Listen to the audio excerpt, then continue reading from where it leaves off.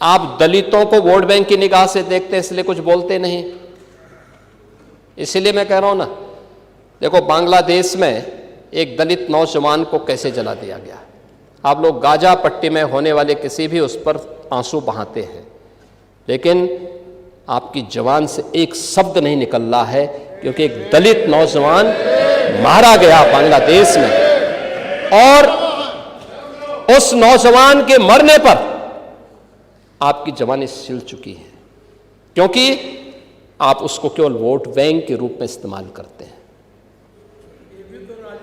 ये राजनीति नहीं है पांडे जी, ये राजनीति नहीं है, ये वो सच्चाई है जो आपकी तुष्टीकरण की नीति है, जिसके कारण बांग्लादेश बना है।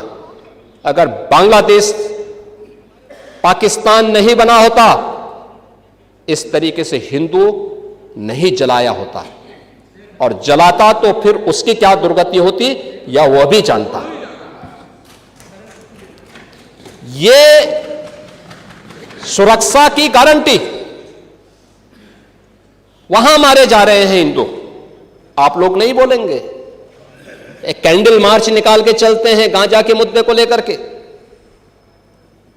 लेकिन पाकिस्तान और बांग्लादेश में हिंदू मारा जाता है तो आपके मुंह बंद हो जाते हैं, क्योंकि मरने वाला हिंदू है, दलित है, आप बोलेंगे नहीं। और यही सच्चाई है। निंदा प्रस्ताव पारित होना चाहिए, और यह प्रस्ताव नेता विरोधी दल की तरफ से आना चाहिए कि इस घटना की हम भर्त्सना करते हैं, और बांग्लादेश सरकार को इस बात की चेतावनी देता हूं। और इसीलिए हम कह रहे हैं, नोट करना, ये चीजें होनी चाहिए, और हमारा भी प्रयास होना चाहिए। जब बांग्लादेशी को यहां से निकालेंगे और रोहिंग्या को यहां से बाहर का रास्ता दिखाएंगे, तो उनके समर्थन में मत आना। 12 FSL लैब ये बी ग्रेड की बन चुकी हैं, 6 अन्य FSL लैब्स बन रही हैं। हर जिले में 2 फॉरेंसिक वैन हम उपलब्ध करवा चुके हैं एविडेंस कलेक्ट करने के लिए, और इस पर कार्य हो रहा है। सेफ सिटी के लक्ष्य को हमने प्राप्त किया है, इस पर कार्य हुआ है। UP SSF special security force 6 वाहिनियों का गठन हो चुका है। PSC जिस पर हर यूपी वासी पहले गर्व करता था, समाजवादी पार्टी ने उनकी सभी कंपनियों को नष्ट करने का प्रयास किया। हमने 34 कंपनियों को जो समाप्त हो चुकी थी, इन्हें फिर से पुनर्गठित किया है और उनकी भर्ती की प्रक्रिया को पूरा बनाया है। और अब तो 3 महिला PSC की बटालियन भी वीरांगना उदा देवी के नाम पर, वीरांगना झलकारी बाई के नाम पर और वीरांगना अवंती बाई लोधी के नाम पर उत्तर प्रदेश के अंदर गठित हो चुके हैं।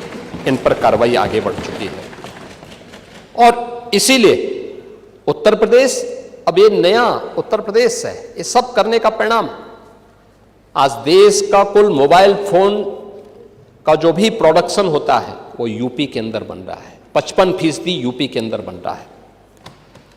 जितने भी इलेक्ट्रॉनिक कंपोनेंट बन रहे हैं उसका 60% यूपी के अंदर बन रहा है।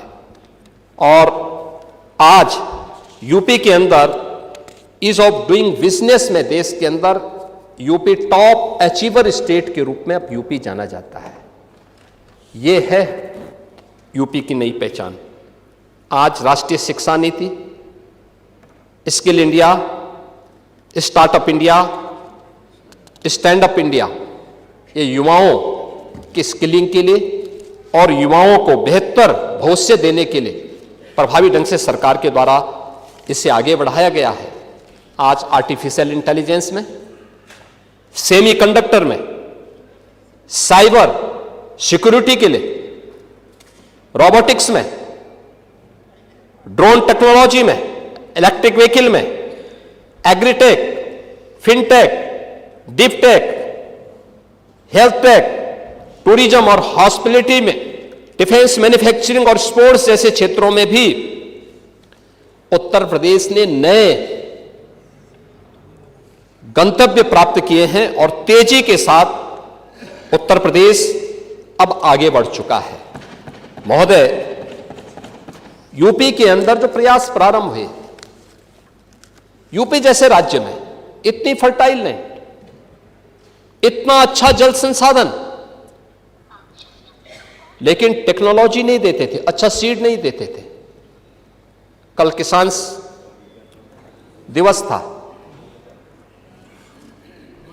किसानों के मसीहा चौधरी चरण सिंह जी के 123वीं जयंती के अवसर पर एक कार्यक्रम विधान भवन के सामने भी हुआ था, और मैं समझता था कि नेता प्रतिपक्ष और हमारे विरोधी दल के भी सदस्य उसमें भाग लेंगे, क्योंकि चौधरी साहब तो प्रदेश के नेता थे, देश के नेता थे।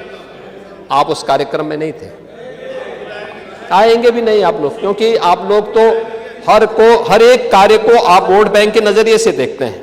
आपकी नियत है, आप किसान को वोट बैंक की नजर से देखते हैं इसलिए कुछ किए नहीं, आप दलितों को वोट बैंक की निगाह से देखते हैं इसलिए कुछ बोलते नहीं। इसलिए मैं कह रहा हूं ना, देखो बांग्लादेश में एक दलित नौजवान को कैसे जला दिया गया। आप लोग गाजा पट्टी में होने वाले किसी भी उस पर आंसू बहाते हैं, लेकिन आपकी जबान से एक शब्द नहीं निकल रहा है, क्योंकि एक दलित नौजवान मारा गया बांग्लादेश में, और उस नौजवान के मरने पर आपकी जबानें सिल चुकी हैं, क्योंकि आप उसको केवल वोट बैंक के रूप में इस्तेमाल करते हैं। ये राजनीति नहीं है पांडे जी, ये राजनीति नहीं है, ये वो सच्चाई है जो आपकी तुष्टीकरण की नीति है, जिसके कारण बांग्लादेश बना है। अगर बांग्लादेश पाकिस्तान नहीं बना होता, इस तरीके से हिंदू नहीं जलाया होता, और जलाता तो फिर उसकी क्या दुर्गति होती या वह भी जानता। ये सुरक्षा की गारंटी, वहां मारे जा रहे हैं हिंदू, आप लोग नहीं बोलेंगे। एक कैंडल मार्च निकाल के चलते हैं गांजा के मुद्दे को लेकर के, लेकिन पाकिस्तान और बांग्लादेश में हिंदू मारा जाता है तो आपके मुंह बंद हो जाते हैं, क्योंकि मरने वाला हिंदू है, दलित है, आप बोलेंगे नहीं। और यही सच्चाई है। निंदा प्रस्ताव पारित होना चाहिए, और यह प्रस्ताव नेता विरोधी दल की तरफ से आना चाहिए। इस घटना की हम भर्त्सना करते हैं, और बांग्लादेश सरकार को इस बात की चेतावनी देता हूं, और इसीलिए हम कह रहे हैं नोट करना, ये चीजें होनी चाहिए, और हमारा भी प्रयास होना चाहिए।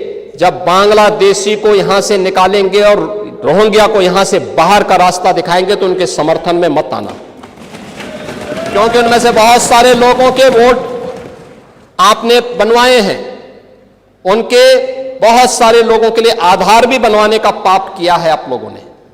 इसलिए इन चीजों को ध्यान में रखना, और एक एक चीज की स्क्रीनिंग होगी, बहुत प्रभावी कार्रवाई करेंगे। हमारे ही देश में रह करके हमारे लोगों के खिलाफ अपराध, और वहां पे निर्दोष हिंदुओं पर अत्याचार करोगे, निर्दोष सिखों पे अत्याचार करोगे, ये स्वीकार्य नहीं हो सकता है। और यही आप करते हैं कि किसानों के बारे में भी आपका आचरण यही है। कल देखिए शाही जी ने चौधरी चरण सिंह सीड पार्क का भी जमीन आवंटन का काम प्रारंभ कर दिया। अच्छा, किसान को अच्छा बीज मिले, अच्छी तकनीक मिले, कम लागत में ज्यादा उत्पादन। आपके समय में क्या होता था?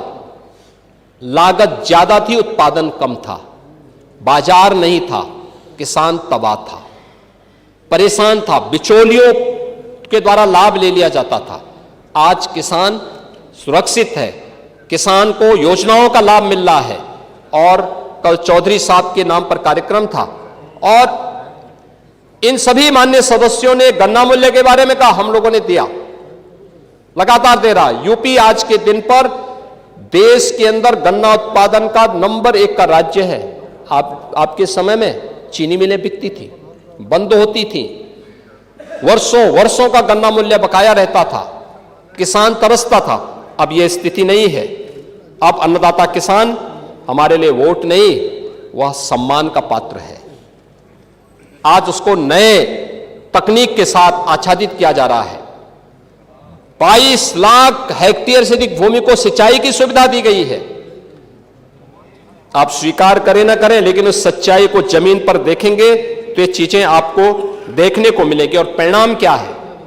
परिणाम है जो आपने 8% किसान विकास की दर रखी थी, कृषि विकास की दर, अब ये बढ़कर के 18% पहुंच चुकी है यूपी की कृषि विकास दर। एमएसपी के साथ ही डीबीटी के माध्यम से भुगतान करने में आज उत्तर प्रदेश देश के अंदर नंबर 1 स्थान पर है। आज यूपी उसका परिणाम है कि देश के अंदर कृषि योग्य